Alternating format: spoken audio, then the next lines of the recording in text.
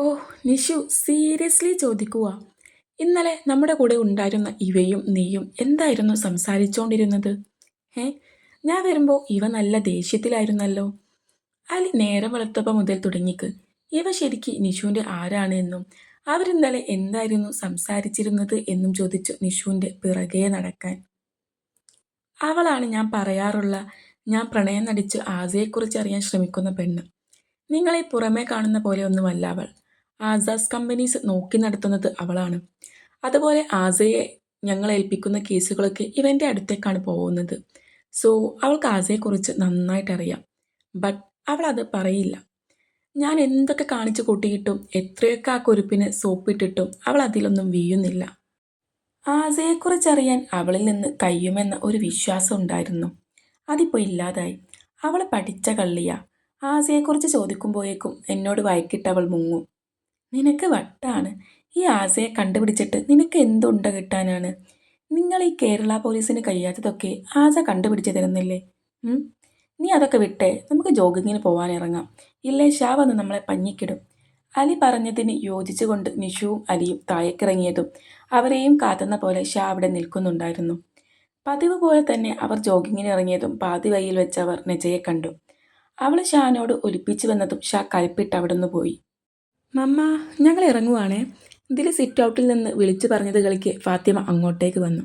ആഹാ, ഐറമോൾ ഇവർക്കൊപ്പം ഇറങ്ങുവാണോ? ആ ആൻറ്റി, ഇവർ പോണ വഴിക്ക് തന്നെയാണല്ലോ കോളേജും. അപ്പോൾ ഇവർക്കൊപ്പം പോവാമെന്ന് കരുതി.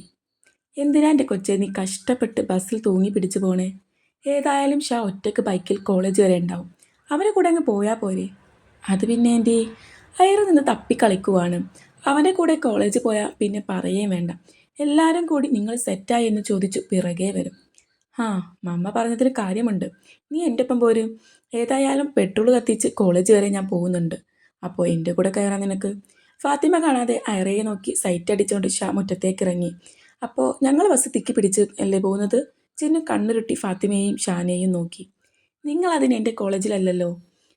അതുകൊണ്ടാണ് ഞാൻ കൊണ്ടാക്കി തരാത്തത്. പിന്നെ ബസ് തൂങ്ങി പിടിച്ച് പോകാനാവില്ലേ? അകത്ത് ജോഗിങ്ങിന് പോയ ക്ഷീണം മാറ്റാൻ മൂടി പിടിച്ച് കിടന്നിറങ്ങുന്ന ഒരുത്തനുണ്ട്. അവനെ പൊക്കിയെടുത്ത് സ്കൂളിലാക്കി തരാൻ പറ. അപ്പോൾ ഞങ്ങൾ ഇറങ്ങി. ഷാ ഫാത്തിമയെ ഹഗ് ചെയ്ത് അവളുടെ കവിളിലൊന്ന് മുത്തി സലാം പറഞ്ഞിറങ്ങി. ഐറയും എല്ലാവരോടും പറഞ്ഞ് ഷാക്കൊപ്പം ഇറങ്ങി. അവർ പോയതും ചിന്നുവും തെലുവും നേരെ അലിയെ പൊക്കാൻ അകത്തേക്കോടി. ഡീ പെണ്ണെ, നീ പുറകിൽ തന്നെ ഇല്ലേ? ഒന്നും മിണ്ടാതിരിക്കുന്ന ഐറയെ കാണെ ഷാ മിററിലൂടെ അവളെ നോക്കി.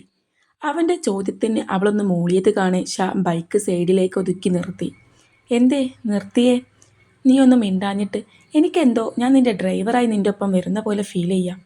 അതുകൊണ്ട് നീ എന്നോട് എന്തേലുമൊക്കെ മിണ്ടും എന്നുണ്ടെങ്കിൽ മാത്രം ഞാൻ ബൈക്ക് മുന്നോട്ടെടുക്കാം. ഷാ പറഞ്ഞത് കേൾക്കെ ഐറ അവനെ നോക്കി പല്ല് കടിച്ചു. എന്നെ കയറി പ്രേമിക്കാനും കിസ്സടിക്കാനും ഒന്നുമല്ലല്ലോ ഞാൻ പറഞ്ഞേ. ഒന്ന് സംസാരിക്കുക എന്നല്ലേ. അതിനെന്തിനാടി കുരിപ്പ് നീ കലിപ്പാവുന്നേ? ഒന്നുമില്ല, നീ വണ്ടിയെടുക്ക്. ഇല്ലേ ക്ലാസ്സിൽ കയറാൻ വൈകൂ. ഐറ പറഞ്ഞതിന് ഒന്ന് മൂളിക്കൊടുത്തവൻ ബൈക്ക് മുന്നോട്ടെടുത്തു. ഹാ, പിന്നെ ഞാനൊരു കാര്യം പറഞ്ഞാൽ നിനക്ക് ദേഷ്യം വരുമോ പെണ്ണേ? ഇല്ല, നീ പറ. ഞാൻ ഇന്നലെ ഒരു സ്വപ്നം കണ്ടു. നീ എൻ്റെ റൂമിൽ എൻ്റെ ബെഡിൽ എനിക്കൊപ്പം കിടക്കുന്നത്. ഷാ ചിരിയോടെ പറഞ്ഞത് കേൾക്കെ ഐറയൊന്ന് ഞെട്ടി. ഇനി ശരിക്കും ഇന്നലെ നടന്നത് ഇവൻ അറിഞ്ഞോ? അല്ലെങ്കിൽ അതൊക്കെ അവൻ കണ്ടിട്ട് അതൊരു സ്വപ്നമായി തൻ്റെ മുമ്പിൽ ചിത്രീകരിക്കുകയാണോ? എന്താണ് സംഭവം എന്ന് കത്താതെ ആകെ എന്തോ ചിന്തിച്ച് ഇരിക്കുന്ന ഐറയെ ഷാ മിററിലൂടെ നോക്കി. നീ എന്താ പെണ്ണെ ഒന്നും പറയാത്തത്? എൻ്റെ ആ സ്വപ്നം വൈകാതെ നീ നടത്തി തരുമോ? ജീവിതകാലം മുഴുവൻ എൻ്റെ പെണ്ണായി എനിക്കൊരു തണലായി നീ എൻ്റെ ഒപ്പം ഉണ്ടാവുമോ പെണ്ണെ? ഷാൻ്റെ ചോദ്യം കേൾക്കെ യാതൊരു മറുപടിയും പറയാതെ ഐറ ഒരേ ഇരിപ്പിരുന്നു. ആഗ്രഹമുണ്ട് ആദമിൻ്റെ സ്വന്തം ആയിഷയായി ജീവിക്കാൻ. പക്ഷേ വിധി അതിനനുവദിക്കുമോ എന്നറിയില്ല. എങ്കിലും മൗനമായി ഐറ ജീവിതകാലം മുഴുവൻ നിന്നോടൊപ്പം ഉണ്ടാവുമെന്ന് ഷാക്ക് വാക്കുകൊടുത്തു കഴിഞ്ഞിരുന്നു. കോളേജിലെത്തിയ ഷാനെയും ഐറനെയും കണ്ടവരൊക്കെ വാ പൊളിച്ചു നിന്നു. ഇത്രയും പെട്ടെന്ന് ഇവർ സെറ്റായോ എന്നാണ് അവരുടെയെല്ലാം സംശയം. സാധാരണ ഇരിക്കുന്ന മരച്ചോട്ടിൽ അന്നും ഷാനെ കാത്തെന്ന പോലെ അവൻ്റെ ടീംസ് ഉണ്ടായിരുന്നു. ഡാ കെവി, എൻ്റെ കണ്ണിനെന്തോ പറ്റി. ദേ ഷാൻ്റെ ബൈക്കിൽ ഐറങ്ങോട്ട് വന്നതൊക്കെയാടാ ഞാൻ കാണുന്നേ. പാച്ചിരുന്ന് കണ്ണു തിരുമുവാണ്. എന്നാ എൻ്റെ കണ്ണിനും എന്തോ പറ്റിയിട്ടുണ്ട്. ഞാനും അത് തന്നെയാടാ കാണുന്നേ. ഓ, ബുദ്ധിയില്ലാത്ത കൈതകളെ, നിങ്ങളുടെ കണ്ണിനൊന്നും പറ്റിയതല്ല. ശരിക്കും ഷാൻ്റെ കൂടെ തന്നെയാ ഐറ വന്നത്. അക്കു പാച്ചുവിൻ്റെയും കെവിയുടെയും തലയിലൊരു കൊട്ടുകൊടുത്തു. ഹേ, അതെങ്ങനെ ശരിയാവും? Something fishy. ഇനിയിപ്പോൾ നമ്മളോട് പറയാതെ ഇവർ സെറ്റായോ? ഇന്നലെ നമ്മൾ കറങ്ങി നടന്നപ്പോൾ മിന്നായം പോലെ ഞാൻ ഷായും ഐറയും ഒരുമിച്ച് നിൽക്കുന്നത് കണ്ടിരുന്നു. പിന്നെ നമ്മളെ കൂടെ തന്നെ ഇരുവരെയും കണ്ടിട്ടില്ല. ഇന്നാണ് ഇരുവരും ഒരുമിച്ച് കോളേജിലേക്ക് വരുന്നു. ഇതൊക്കെ കൂട്ടി വായിക്കുമ്പോൾ എന്തൊക്കെയോ ദുരൂഹതകളില്ലേ പാച്ചു? കെവി കാര്യമായി എന്തോ കണ്ടുപിടിച്ച പോലെ പാച്ചുവിനെ നോക്കി. ഇതിറ്റിങ്ങൾ ഒരു കാലത്തും നന്നാവില്ലെന്ന് റാമി അന്നേരം പറഞ്ഞെങ്കിലും കെവി പറഞ്ഞതിലും കാര്യമുണ്ടെന്നും അവൻ ചിന്തിക്കാതിരുന്നില്ല. കാരണം ഇന്നലെ തങ്ങളെ കൂട്ടത്തിൽ ഇടയ്ക്കെപ്പോയോ ഒന്ന് കണ്ടതാ ഷാനെയും ഐറനെയും. പിന്നെ കണ്ടിട്ടില്ല. ഇവര് പറഞ്ഞ പോലെ എന്തൊക്കെയോ ചീഞ്ഞു നാറുന്നു. ഇനിയൊരു പക്ഷേ അവർ സെറ്റായി കാണണം. റാമി എന്ന് നിശ്വസിച്ച് തങ്ങൾക്കടുത്തേക്ക് വരുന്ന ഷായിലും ഐറയിലും ശ്രദ്ധ കൊടുത്തു. നീയൊന്നും പറഞ്ഞില്ല പെണ്ണെ. ഷാ ഐറനെ സെറ്റാക്കാൻ വേണ്ടി ഓരോന്ന് പറഞ്ഞു പിറകെ നടക്കുവാണ്. ഒന്ന് നിർത്തുവാദം. എത്ര തവണയെ ഞാൻ പറയുന്നു, എനിക്ക് പ്രണയിക്കാൻ താല്പര്യമില്ല. വേണം നമുക്ക് ഫ്രണ്ട്സ് ആവാം, അല്ലെങ്കിൽ അതും വേണ്ട. നമുക്ക് ജീവിതകാലം മുഴുവൻ അപരിചിതരായി കഴിഞ്ഞുകൂടാം. എന്ത് പറയുന്നു? അപ്പം ഞാൻ എത്രയായി പറയുന്നു എനിക്ക് നിന്നെ ഇഷ്ടമാണെന്ന്? ഓ, നിങ്ങളുടെ ഈ ഫ്രണ്ടിനെ നിങ്ങൾക്ക് ജീവനോടെ വേണമെന്നുണ്ടേ. പിടിച്ചോണ്ട് പൊക്കോ. കുറെ നേരമായി പ്രണയം പറഞ്ഞു നടക്കുന്നു.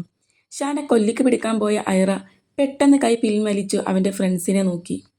ഇത്രയും നേരമുള്ള ഐറൻ്റെയും ഷാൻ്റെയും സംസാരം കേട്ടതോടെ അവർ സെറ്റായില്ല എന്ന കാര്യം ഫ്രണ്ട്സിന് വ്യക്തമായി. അല്ല, നിങ്ങൾ രണ്ടും എന്താ ഒരുമിച്ച്? ശിവ ഷാനെയും ഐറനെയും പിരികം പൊക്കി നോക്കി. ഓ, അതൊക്കെ ഒരു കഥയാണ്. കഥയാണോ? എന്നാൽ വേഗം പറ. കുറേ ആയി ഒരു കഥയൊക്കെ കേട്ടിട്ട്. പാച്ചു വേഗം കാലിന്മേൽ കാലൊക്കെ കയറ്റി വെച്ചു കഥ കേൾക്കാൻ ഇൻട്രസ്റ്റോട് കൂടിയിരുന്നു. എന്നാൽ നമുക്ക് പോയി 2 പാക്ക് ചിപ്സ് വാങ്ങിക്കൊണ്ട് വന്നാലോ? അതാവുമ്പോൾ കുറച്ചോണ്ട് കഥ കേൾക്കാം. കെവി പറഞ്ഞത് കേൾക്കെ പല്ല് കടിച്ചെല്ലാവരും അവനെ നോക്കി. ഓ എൻ്റെ പൊന്നോ, ഒരു കഥയും ഇല്ല, മണ്ണാൻ കട്ടയുമില്ല. അന്ന് ചിന്നുവിൻ്റെ ബർത്ത്ഡേക്ക് വന്ന അന്ന മുതൽ ഐറ ഞങ്ങളെ വീട്ടിലാണ് താമസം. ബിക്കോസ് ചിന്നുവിൻ്റെയും ദിലുവിൻ്റെയും ഫ്രണ്ടാണ് പോലും ഇവൾ. സോ ഇവളോട് ഹോസ്റ്റലിൽ നിൽക്കണ്ട, ഞങ്ങളുടെ വീട്ടിൽ നിന്നാൽ മതി എന്ന് എല്ലാവരും പറഞ്ഞതോടെ കുട്ടി ഓക്കെ പറഞ്ഞു. ഇന്നിപ്പോൾ ദേ മമ്മയാണ് പറഞ്ഞത് 2 പേരും കോളേജിലേക്കല്ലേ ഒരുമിച്ച് പൊക്കോളി എന്ന്. ഹോ, അതാണ് കഥല്ലേ? ഫൈദിബായ്, കുട്ടിക്ക് കല്യാണത്തിന് മുമ്പ് തന്നെ ഭാവി കെട്ടിയോൻ്റെ വീട്ടിൽ താമസിക്കാൻ ഭാഗ്യമുണ്ടായി എന്ന് കരുതിയാൽ മതി. ഹർഷി സാറും റിനുവും? ഐറനെ കളിയാക്കുമ്പോഴായിരുന്നു അർഷിയും അവൻക്കൊപ്പം ബൈക്കിൽ റിനുവും വരുന്നത് പാച്ചു കണ്ടത്. അതോടെ ചെക്കൻ ഞെട്ടലോടെ ഇരുന്നിടത്ത് നിന്ന് എഴുന്നേറ്റു.